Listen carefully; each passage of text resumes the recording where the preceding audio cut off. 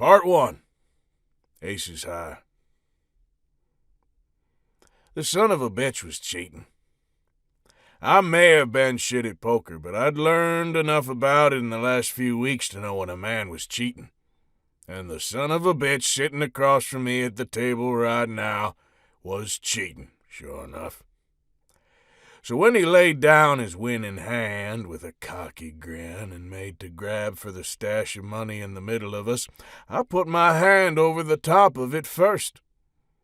His grin slid fast into a murderous scowl, and the other 4 men sitting with us pushed their chairs back a mite, not wanting to get caught in the middle of this. They glanced to each other, then toward the barkeep, but I paid 'em no mind. This here was the Stag Saloon, under the ownership of none other than Nine-Fingered Nan, the oldest and most feared outlaw in the territories, and around here I was Nan's man. No one had much wanted to pick a fight with me before, and they certainly didn't want to do so now, so I kept my glare on the man across from me, my hand atop his money, and he glared right back. His left hand was below the table, but I happened to know he only wore one gun, and it was perched on his opposite hip. If he tried to draw, I'd beat him easy. "I don't much like cheaters," I said. His face reddened. The other 4 sitting with us pretended to look surprised, but I had a hard time believing they hadn't suspected something. I was shit at poker, and the room was on the verge of spinning on account of all the whiskey I'd downed since sunup, but even I'd seen it.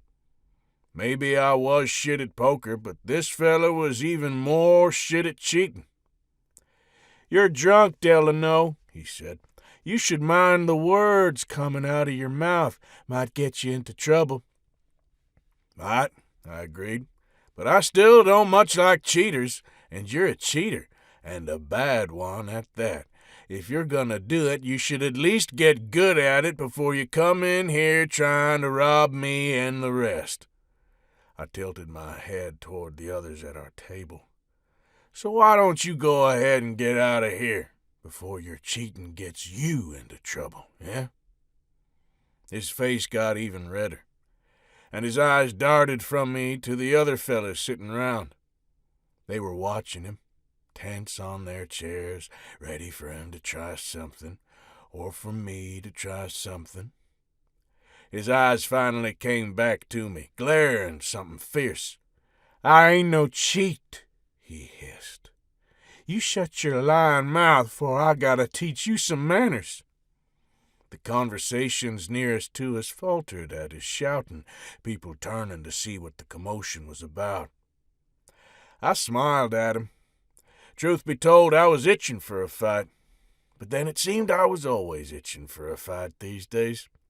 3 weeks I'd been holed up in Brave Bank now, waiting on word from Nan over what she wanted from me in exchange for my sister, beyond that $25,000 I'd already given her.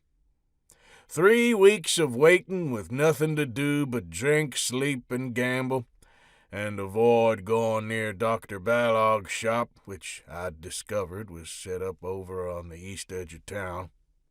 All that time, and not a word yet from Nan. Holt were convinced no word would come.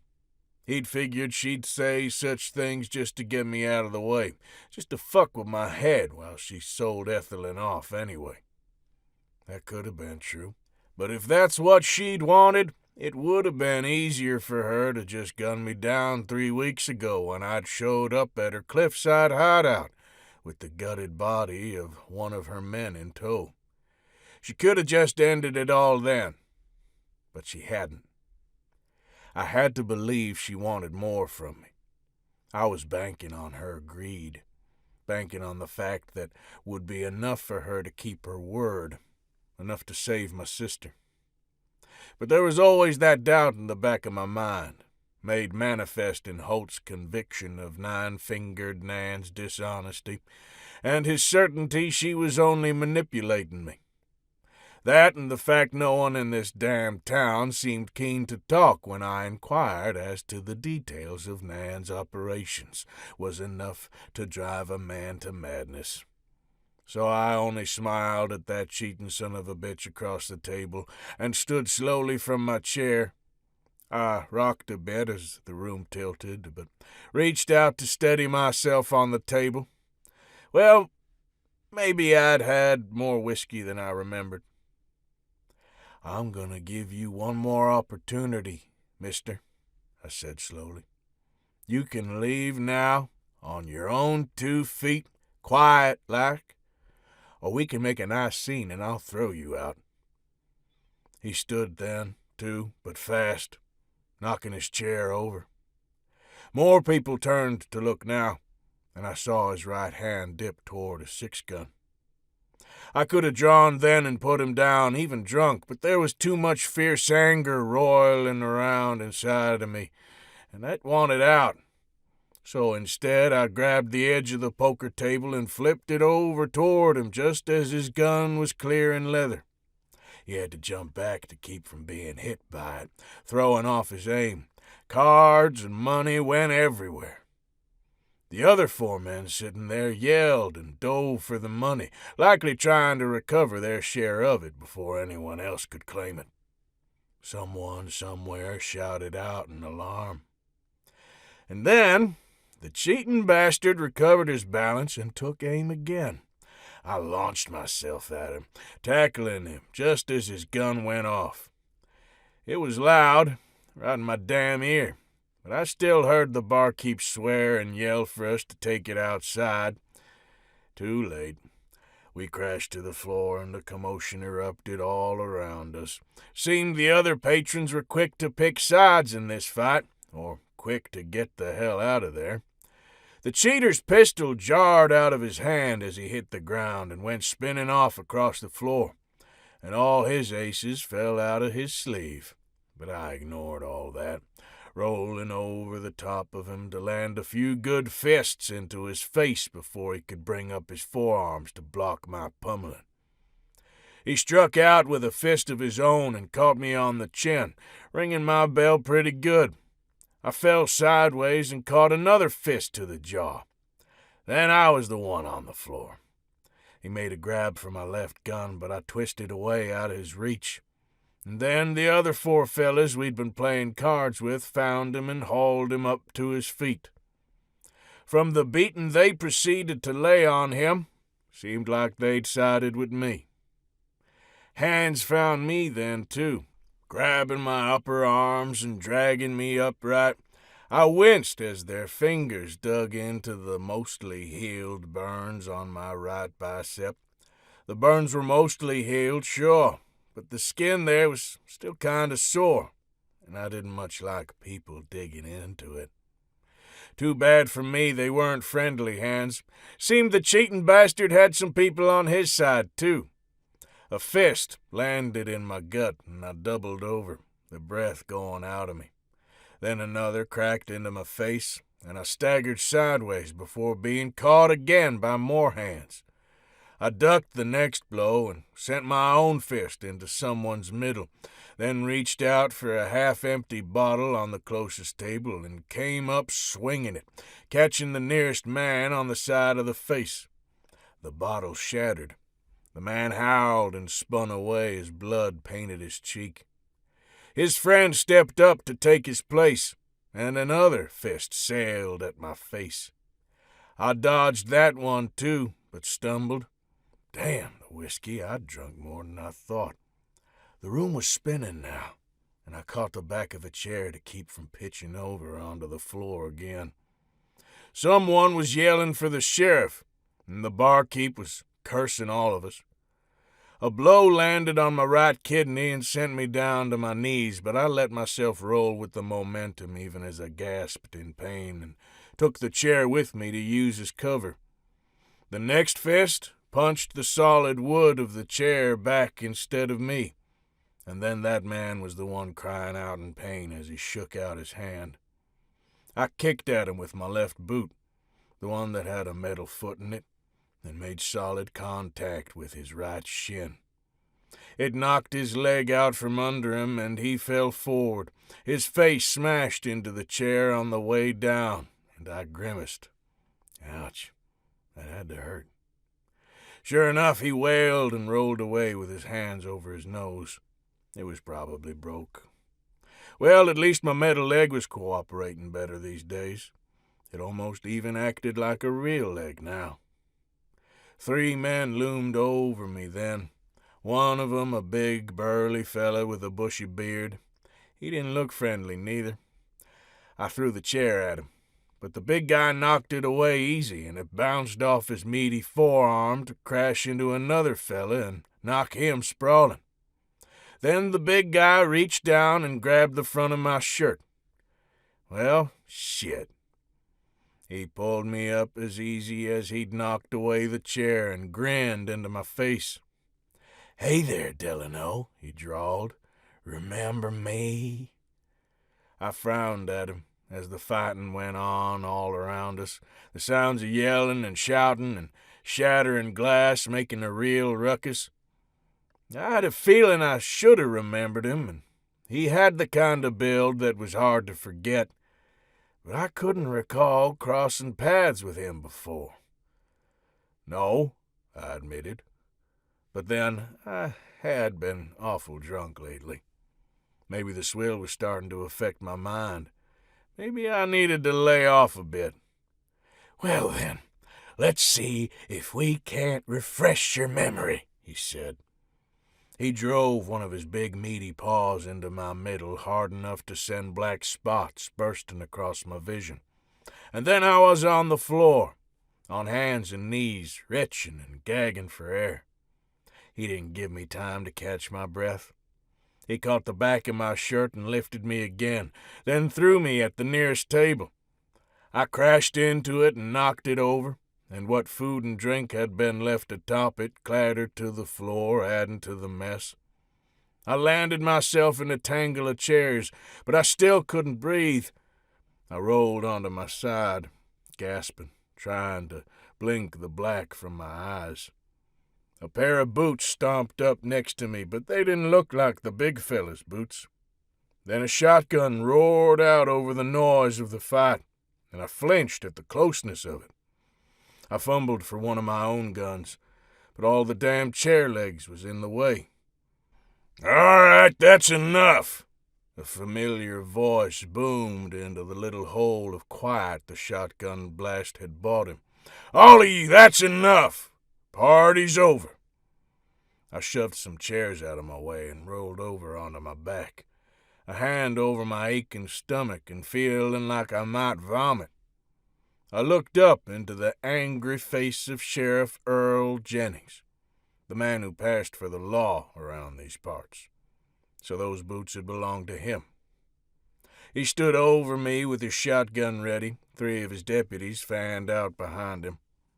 The sound of people running quick out of the saloon marked the hasty retreat of several of the fight's worst offenders, and the sheriff motioned for his deputies to go after some of them. I hoped that blasted cheater wouldn't get away. I wasn't quite sure what to hope for that big burly fella. On the one hand, I wouldn't mind him spending a few days in a cell while I recovered my wits. On the other hand, if the sheriff had scared him off now, maybe he wouldn't chance coming around again if he managed to escape this time. At least I was pretty sure Sheriff Jennings had scared him off. He weren't coming for me anymore anyway, and for that I was grateful. I smiled up at the lawman standing over me and ignored his scowl. "Howdy, Sheriff. Mighty nice timing you got." His frown deepened beneath his gray mustache, and his dark eyes glittered. He looked awful angry this time. "Delano," he growled, "you start this again." "No, sir." I touched gingerly at my jaw, already feeling a spot swelling up. "I didn't start nothing, only called out a man for cheating at cards is all." He started it all right," the barkeep called from across the room, and I pushed myself up, sitting to glare at him. He was glaring back at me, and his slicked back hair and hooked, narrow nose sure made him look something like a vulture, waiting to pounce on a meal. "He was cheating," I said again. "You want to harbor cheats at your establishment? I thought you wanted to be a respectable place of business."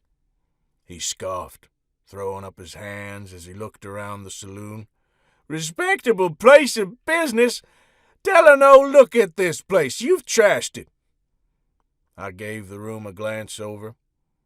Everyone else able-bodied had cleared out now, leaving only me, the barkeep, and the sheriff. It was quite the mess. Tables overturned, chairs broken, glass and shattered bottles all over the floor, and some bodies, too. Looked like they was all breathing, at least, though they'd likely have some awful bad headaches in the morning. It seemed things had escalated, sure enough. But I hadn't been the one to cause such a mess. I'd only called out one man for cheating. What was I supposed to do, I asked him. Let him rob me and the others? That don't seem smart. All I did was call him out, give him a chance to leave quietly. I prodded at a new split in my lower lip. He refused my offer, but you can't say I didn't give him a chance. "This is the third time I've had to come in here 'cause of brawling in just as many weeks," the sheriff said. "And every time it seems I find you in the center of it." He was looking at me. I lifted my hands and shook my head, then winced as that made the room start spinning again. "No, sir, I ain't at the center of nothing. Seems there's just an excess of cheats and swindlers in this town. Maybe you should work a little harder on cleaning them up, yeah? Then we wouldn't have so much of a problem." One of his thick gray eyebrows lifted up into his hat brim. "All right," he said. "We're gonna go have a little talk." He grabbed the collar of my shirt before I could protest the notion, and I found myself once again hauled to my feet. Sheriff Jennings was an older man, but he'd lived in the territories all his life, and the sun and the heat and the outlaws he'd been chasing most that time had whittled him down into a hard, unyielding man. It made me wonder what Nine-Fingered Nan had on him to bend such a man to her whim. I had no such leverage, at least not yet, and so he was none too gentle as he dragged me across the mess of the saloon floor to the back door and shoved me through it. I tripped across the threshold, partially 'cause of too much whiskey and partially 'cause of that damnable metal leg, and landed hard in the dirt on the other side. All the places I'd been pummeled in this most recent tussle started to make themselves known, and I groaned as I picked myself up onto hands and knees. I was going to be one sore mess soon enough. But for now I had to decide what to do about Sheriff Jennings. He rounded on me in the back alleyway behind the stag, and I noticed he kept his shotgun in hand, as if unsure whether or not he might need to use it. Smart of him, 'cause I wore both of my own 6-guns, and I weren't sure whether or not I might need to use those neither. I sat back on my heels and regarded him through a haze of alcohol and a deep throbbing pain that was starting up in my temples. "Listen here, you cocky little shit," he snarled. "You might be in Nan's fold now, but that don't mean you have free rein to go around chasing trouble wherever you damn well please." I scoffed. "Don't it? Thought you and her had an understanding." I remembered clearly the sneering face of Taggart, the handlebar-mustached bastard who'd double-crossed Nan and me both the first time I tried to make a bargain in this town. He'd also been the first to clue me in to the fact Brave Bank was ruled by Nine-Fingered Nan. Now, he was dead. "Yeah, we got an understanding, all right." Sheriff Jennings stepped up closer to me. "We got an understanding that this town is gonna run business as usual.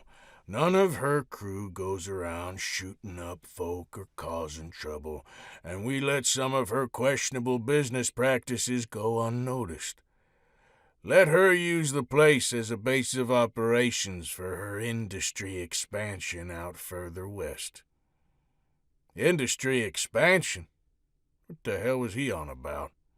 The only industry Nine-Fingered Nan seemed interested in was robbing and murdering, and the selling of innocents as slave labor, and that was an industry I was keen on bringing to an end. Yeah, the sheriff said, and you're giving the stag a bad reputation, Delano. Word's starting to spread that it's a good place for bad men, and that's just what we don't want. Word like that scares away the honest folk, and brings in people who might be looking to move in on Nan's territory. You starting all these fights and wrecking the saloon every week is bad for business. Got it? I only scowled at him. Frankly, I didn't give a damn about the success of his business or the stag's business or Nan's business. Far as I was concerned, they could all go to hell. But I was stuck here, biding my time, until Nan sent word on what she wanted next from me. And if most of the town was loyal to Nan, it wouldn't do much good to make enemies out of 'em all. Not yet. Maybe the Sheriff Jennings was the one I should have been trying to talk to about Nan's operations these last few weeks. Seemed he knew an awful lot about 'em. I wondered how loyal he really was to their understanding, given he was a lawman and all. He was at least loyal enough to be upset over my recent public disturbances, I supposed. I wondered if he'd tell me anything either in that case. If there's one thing Nan hates most, he said now, it's people getting in the way of her business. You best watch yourself, Delano. She ain't got no qualms about cutting loose dead weight. You best make yourself of more use and less trouble, else—" He broke open his shotgun and made a show of pulling out the spent cartridge, putting in a new one and snapping it closed again. "Else she's gonna cut you loose, and then there won't be nothing between you and the law. Nothing between you and me. Understand?" I grumbled and scrubbed at my eyes. It all made sense, sure. Made sense I'd backed myself into a nice, tight corner, and I didn't much like that feeling. "Yeah," I growled. "Sure." "Glad we have an understanding now, too, then," Sheriff Jennings said, "'cause I'm gonna need you to come back to the jailhouse with me. Take a little time to cool off and sober up." I stared up at him. Pretty sure I'd heard him wrong. "You want to lock me up?" "That's right." He was staring down at me steadily, shotgun in hand. Close range. Real close. If he wanted to take me in, there weren't much I could do about it. But even still, that restless anger flared again inside, heating up my blood. Why should he go after me? I weren't the one cheating, or trying to kill a man over cards, and I'd had nothing to do with what anyone else did in that saloon. Like hell. He didn't give me time to finish. He whipped that shotgun around and cracked its butt into my skull, and I went out cold.